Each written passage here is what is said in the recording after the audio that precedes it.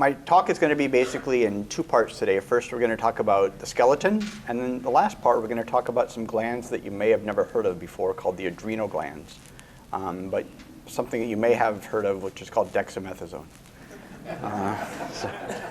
And sort of the relationship between those two things. So in patients who have multiple myeloma, over the course of their disease, 80 to 90% of people have some form of bone involvement. The sites that are affected are listed there. And as many in the room unfortunately know, this can lead to severe consequences, a lot of pain, a higher risk for fractures, high calcium levels which occur in the blood because the bone is primarily composed of calcium. When that bone is degraded, that calcium gets released into the blood and causes the calcium levels in the blood to go high. And when that happens, when the bone degradation occurs in the spine, that can increase the risk for spinal cord nerve compression. But importantly, patients with multiple myeloma also have generalized bone loss. The myeloma cells release factors which circulate through the blood and affect these different types of bone cells. As I mentioned before, there's cells that scoop out bone and cells that fill in bone. And they're also affected so that in addition to having localized lesions, which people recognize well in multiple myeloma, there's also generalized bone loss that occurs as well. So this just shows the risk for having a fracture. This is data from the Mayo Clinic from one of my colleagues, Joe Melton and Bob Kyle. And then it shows in patients with multiple myeloma the risk of having a fracture, which was seen or observed versus that which you would expect. And you can see that the risk is 30 to 40 times higher, okay? Again. And the sites where people tend to have a lot of fractures are those where there's bone marrow, particularly in the vertebrae, the ribs, but other sites as listed there. Basically, one can develop a fracture from the multiple myeloma affecting the bone cells at almost any site, but the highest sites are those with the highest proportion of bone marrow because that's where the myeloma cells grow, and then they can interact directly with the bone cells. There's this concept called skeletal-related events, abbreviated as SREs, and that's a combination of ways in which the skeleton can be affected by the multiple myeloma. These can lead to fractures, spinal cord compression, the need for radiation or surgery, and high calcium levels in the blood. And collectively, those are referred to as skeletal-related events. And the reason that that's important is that when people do studies and they study medications like Zometa or Iridia or more recently Xgeva, they often look at skeletal-related events as basically a composite endpoint to know whether something bad did or did not happen to the skeleton. So this is my only sort of slide in which I'll really put sort of a schematic of how this all works. There's been a lot of work that's been done over the last 20 years to understand how this process works. As I mentioned briefly in response to a question earlier, the myeloma cells are not the ones that actually damage the bone, okay? The cells that damage the bone are these on the bottom. So these are the, what we call the osteoclasts. These cells look a little bit like Pac-Man. They basically chew up the bone. And they're counterbalanced by these cells called osteoblasts, which are cells which actually B for build. So osteoblasts build bone, osteoclasts remove bone. And this is part of the normal bone remodeling process that we all have going on. As we're sitting here, we replace our skeletons about every 10 years overall. There's a little bit of bone always being scooped out and a little bit of bone always being put back in. Okay, when you're growing, these osteoblasts on the right are winning, so you're putting more bone in. Once you reach about 25, you've reached your maximum bone density, okay? Then between about 25 and 50, everything is fairly stable. Then from 50, it's all downhill, okay?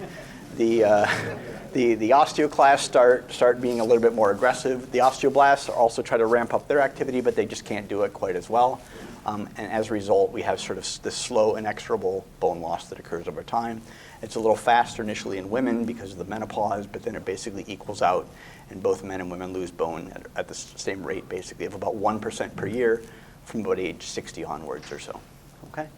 But in myeloma, it's a little bit special because, as I mentioned, the myeloma cells make factors, what we call cytokines, that are released locally in the local microenvironment where they directly affect the bone resorbing cells and the bone filling in cells. And I've just listed a couple of those here. You don't need to know those. But long and short of it is they make factors that both increase the activity of the scooping out, and then simultaneously they suppress the activity of the cells that would normally try to fill in those holes that are made. Okay, so it's kind of a double whammy, because normally if you're scooping out faster, those osteoblasts will try to fill in faster, but in myeloma, both of these things occur. You're scooping out faster, and then you are not able to fill those in because those cells that normally would fill in are actually being suppressed. And as a consequence, we have this net increase in bone resorption, as shown on the right, and decrease in bone formation. And as a result, people lose bone, both locally, sites where the myeloma cells are, but then also throughout the entire skeleton. Okay? How can we treat this? I'm just going to briefly review the basically standard approaches that we have for treating myeloma bone disease. There are 3 that have been FDA approved for this indication. I put the generic names on the left, the trade names in the middle there. So pamidronate, zoledronate, and denosumab. And overall, these have been shown in well-performed clinical studies to decrease the bone pain, decrease the calcium levels, which become high in the blood, and importantly, decrease the fractures. I'm just going to have, I think it's important to understand how these medications, the first class of medications like Zometa or Iridia, which are zoledronic acid and pamidronate, differ from how Xgeva or denosumab works. So normally, as I mentioned, these osteoclasts sit down on the bone, okay? Then they start chewing away at the bone. When they do so, the bisphosphonates, which have been given, they circulate around the blood, then they stick on the surface of the bone. When the osteoclast starts chewing away the bone, some of that bisphosphonate goes up into the osteoclast. And what ultimately that does is cause the osteoclast to undergo a process called apoptosis, or basically death. Okay, so the osteoclast, instead of being able to chew up bone, a good percentage of them will die. Okay, and the way I explain it to patients, it's a little bit like to become an active osteoclast, it's like going through this entire process. You start school, come in kindergarten, you go through, you get all the way through high school graduation, you're sort of ready to be an active osteoclast, you walk out the door, and you get poisoned. Okay? So, and now we're going to compare that to how the other medication, which is denosumab or Xgeva, works. And they work a little bit differently. And that's why it's going to be important to understand this fundamental difference. Okay? But basically, bisphosphonates circulate around, they stick on bone, osteoclasts chew up the bone, it gets endocytosed, and it causes osteoclasts to die. Okay, and that's why they can't scoop up the bone anymore, and they can decrease the risk for having fractures. This is a study which looked at initially at pamidronate. This was the first study from about a little over 20 years ago from Jim Berenson, which showed that relative to placebo on the top, your risk of having a skeletal-related event, as shown on the left, was lower if you had taken pamidronate. Okay? There was later a study done that looked at zoledronic acid, which is Zometa, that looked at compared to pamidronate, and it showed that on the left is zoledronic acid, on the right is pamidronate. Again, your risk for having a skeletal-related event, which we talked about as a composite of things that can go wrong with your bones, was about the same between zoledronic acid and pamidronate, perhaps even slightly less with zoledronic acid. So then at that point, basically Zometa became the standard of care for most patients. Now, the new kid on the block that's been approved about a little over a year and a half ago is called denosumab or Xgeva. The way this works is a little bit different. So in order for an osteoclast down here to become a full-fledged osteoclast, it has to come from what we call an osteoclast precursor. And in order to do so, it needs a signal to tell it that it needs to go from sort of a baby osteoclast to a full-fledged osteoclast. And that signal is called rank ligand. What this medication does, called denosumab or Xgeva, is it basically binds up that signal so that this baby osteoclast never sees the signal and doesn't know that it needs to become then an active osteoclast. Okay? So ultimately, these medications, the bisphosphonates that I talked about, which cause osteoclasts to die, and the denosumab or Xgeva, which cause osteoclasts to not form in the first place, are working kind of in the same way in that they prevent osteoclasts being active, but they're working a little bit differently in that one causes osteoclasts to be poisoned, and this causes osteoclasts to never be formed. And basically the way I explain it to patients is that, so again, if we think about going through high school, you got to start in kindergarten and you go all the way through, and if you finish, you walk out the door and you get poisoned, well, that's a bisphosphonate. This, on the other hand, you enter kindergarten, and there's a hard block thrown up there, because you're never going to see the signal that allows you to get past. Okay? And that's all fine, well, and good, as long as that signal continues to be given. Okay? But the problem is that a kindergarten class comes in and it's 50 kids and they're going to graduate in 12 years and be done. Okay? But what happens is now another kindergarten class comes in and another kindergarten class and another kindergarten class, and suddenly you have a kindergarten class of 500 kids. Again, that's okay, as long as they're never allowed to progress. But if that signal is ever removed, or that denosumab isn't given so that suddenly they see the signal and now they can become osteoclasts, that kindergarten class of 500 suddenly goes straight to graduation, and then they're ready to do their work, and no one's going to stop them. Okay? So that's sort of how those medications work a little bit differently. Okay? So this is the data on why denosumab or Xgeva was approved. This is a study that was published about a little over a year ago, which showed that when denosumab or Xgeva was compared with Zometa, there was really no difference.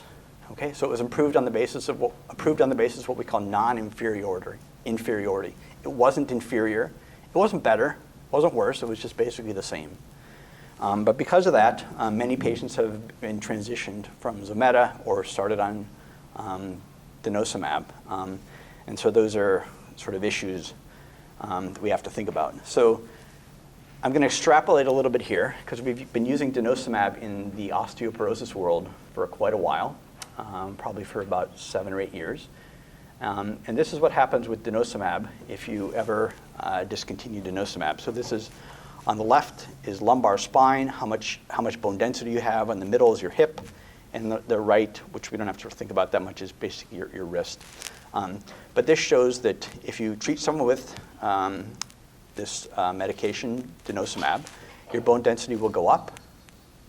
And then if you stop that medication, your bone density will go down very quickly. And as I mentioned, that's because there was this large group of osteoclasts who were waiting around. Now there's no signal. They can all basically become active osteoclasts, and there's nothing to stop them. So your bone density will go up for 2 years, and by a year, it's basically back down to where it was. Okay? So that's for your spine on the left, for your hip in the middle there. And the challenge with that is that there's different types of bone in your body. There's what we call trabecular bone, which is kind of like a spongy-looking type bone. That's in the vertebrae. And then there's cortical bone, which is sort of the hard outer shell bone that we think about people having. In the spine, which is where most of the bone marrow is, there's a lot of this trabecular bone, which has a large surface area. If you think about, if you have a wet spot and you put a sponge on it, it has all this surface area, so it can sort of wick up that water. If you put a straw in there, I mean, it's basically just a tube. A tube is more like cortical bone. It's not going to wick up much water. But there's all this surface area with this trabecular bone, so if you remove that signal, those osteoclasts are going to say, ooh, where's there a lot of bone that I can start chewing up? And that's particularly high in the vertebrae. And so this shows that, for instance, this was just a study, again, in osteoporosis, not multiple myeloma, but in my mind, there's not a reason to think why it would be very different. This is a study of 9 women who were on denosumab. Their bone density went up, they were discontinued, it went back down, and over the course of about the next 6 to 12 months, 9 women who had 50 fractures in their back. Okay, so 5 to 6 fractures on average per person. And the challenges in patients with multiple myeloma is that we realize that fractures can often be a sign that the disease has come back. And so I think it's this whole conundrum, and many clinicians do not understand that this is what happens if you discontinue one of these medications. This medication was approved in January of 2018. So in January 2020, which is a few months from now, a lot of doctors will probably consider denosumab holidays. as I've sort of shown you here, you really can't ever take a denosumab holiday. Because if you stop it, those osteoclasts are going to come back. They're going to start chewing up bone. You can probably give it at a reduced frequency, but once you started it, we don't really have a good understanding of how it can be stopped. On the other hand, the bisphosphonates, they circulate around, they stick to your bone, and even after you stop it, they're going to be active for several years, okay? And then eventually they'll sort of wear off and you can maybe give them again. But again, because they work differently than the denosumab, these are sort of important discussions you need to have with your doctors for anyone in the audience who's taking denosumab, okay? I don't want to be an alarmist, but it's important, difference in biology. So what do I think about therapy with denosumab? Because it does not cause osteoclast apoptosis like the bisphosphonates, it prevents pre-osteoclasts from becoming active osteoclasts. Therefore, any treatment has to be followed with a bisphosphonate, because if those osteoclasts are actively forming, you ultimately want to poison them. But the problem is we don't really know how or when or how much of that bisphosphonate we need to give. Those studies just have not been done at this point. So the timing of bisphosphonate relative to the last dose of denosumab is not clear. I've seen some data in the osteoporosis literature. It has not been promising as yet, with several different approaches to sort of know when to give that bisphosphonate. Okay. Switching gears very slightly, what about patients who have multiple myeloma but who do not have bone lesions? This is probably about 20 to maybe 30% of people at the time in which they're diagnosed. And over the course of their disease, up to 10% of people never have any bone lesions at all. Well, there's really fairly limited data on the use of bisphosphonates in patients if you don't already have bone lesions, but there was a trial called the MRC9 trial, which was out of England, which showed that in patients with myeloma who didn't have bone lesions at baseline but did receive treatment with zoledronic acid, they ultimately had fewer skeletal-related events. So trying to protect the skeleton seems like, in general, a reasonable thing to do, even if you don't have known bone lesions. So at the present, guidelines from the European Myeloma Network suggest that if you're symptomatic with your myeloma, but you don't have any lytic lesions, you should probably even still be treated with zoledronic acid to prevent your risk for future lesions. I just want to briefly talk about some research we've done, which is in patients with MGUS. So everyone who has multiple myeloma previously had MGUS. Okay, MGUS is this condition that you have to have before you have multiple myeloma. It's kind of like having a colon polyp before you have active colon cancer. It's this preclinical condition. Most patients will never develop myeloma, but some will. And what we know that in patients with MGUS is that fracture risk is significantly increased. And again, it's likely because even though this is not causing any clinical problems from a blood cell perspective, a little bit of these cytokines are being released, they're circulating around the blood, and they're affecting the bone cells, the osteoblasts and the osteoclasts.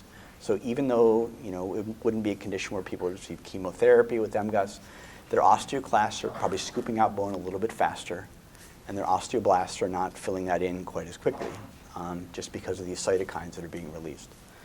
And that causes a higher risk of fracture. We've shown that at the Mayo Clinic in studies with Joel Melton, and it was replicated in a group from Sweden with Ola Landgren, and the numbers were almost identical.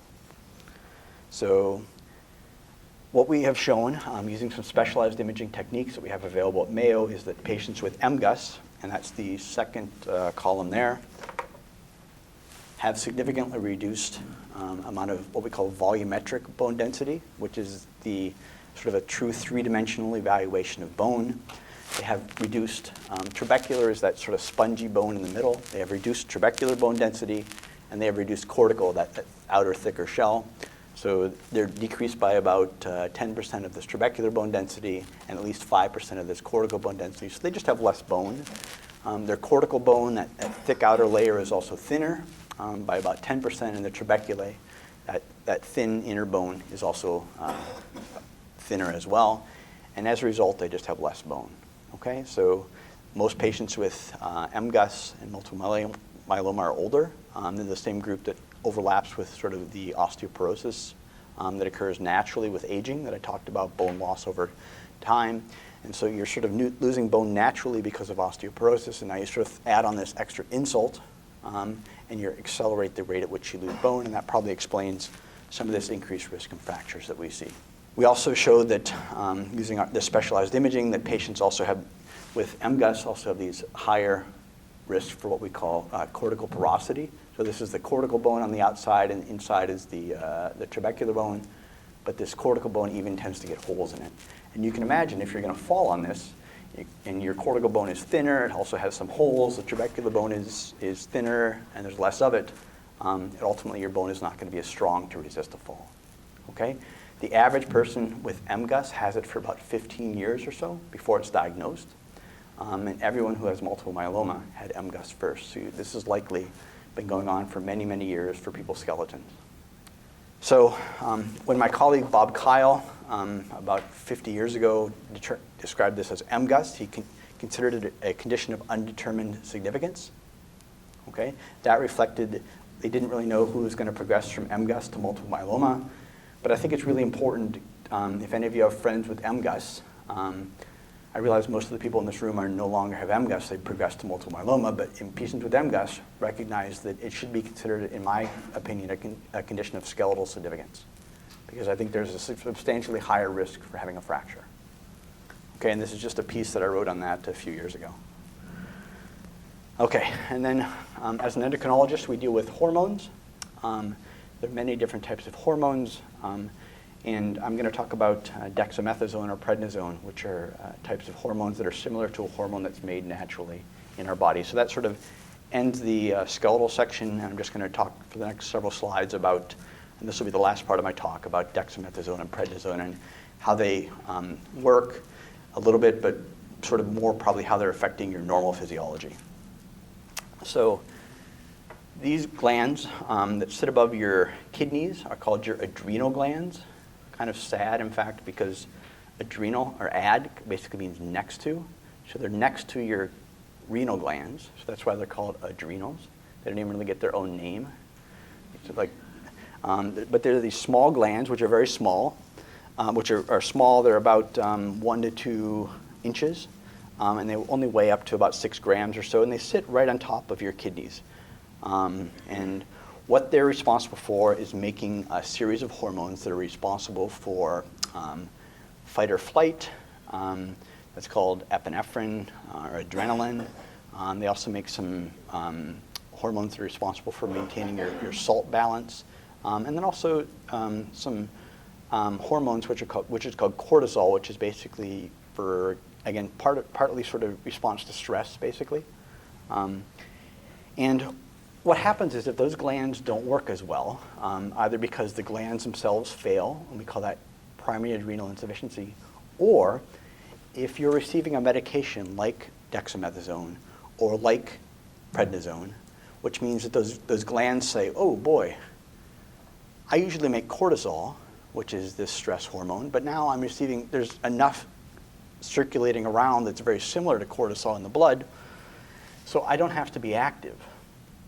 So instead of making cortisol, they basically go into hibernation mode and atrophy. And we call that secondary adrenal insufficiency because the glands themselves didn't fail, but they're just sort of say there's enough of this other hormone around that I can basically atrophy and not be active. Okay? It's sort of like all the work is being done. If I have to lift something off the ground, eventually my muscle gets pretty strong, and now I have something that's also just going to do all that work for me. Well, then my muscle doesn't have to be strong. My muscle will basically get smaller over time. And that's what your adrenal glands do. They're normally responding to stress, but now they said, well, there's plenty of cortisol or cortisol-like molecule around, which is dexamethasone or prednisone, so I don't need to be active. I'm just basically going to hibernate or atrophy. Okay? And so what happens if patients develop adrenal insufficiency where their own adrenal glands are not able to ramp up this cortisol production is that they can develop things, and this is how people who are taking medications like dexamethasone may feel kind of at the end of the week. Okay? If you take that medication at the beginning of the week, kind of flying high, but by Saturday and Sunday, sometimes people are feeling a bit wiped out. They can feel fatigue, muscle and joint aches, loss of appetite, nausea. Sometimes people have other symptoms like vomiting, weight loss. They don't have to have all of these things, but the biggest ones that I hear from patients are that they feel fatigued, they're just sort of wiped out. at the end of the week. And whether or not this is due to adrenal insufficiency is not something I think that a lot of hematologists necessarily think about. So these are some symptoms that can occur with adrenal insufficiency. If there is concern and you're feeling wiped out, you can consider asking your doctor whether you'd like to be evaluated for adrenal insufficiency. The best test to do this would be probably at the end of the week, like on a Friday or Saturday, which is what we call a consotropin stimulation test or an ACTH stimulation test. And this is basically your body's, it's a hormone that's normally made in your pituitary gland, which sends a signal down to your adrenal gland to basically regulate your body's cortisol levels.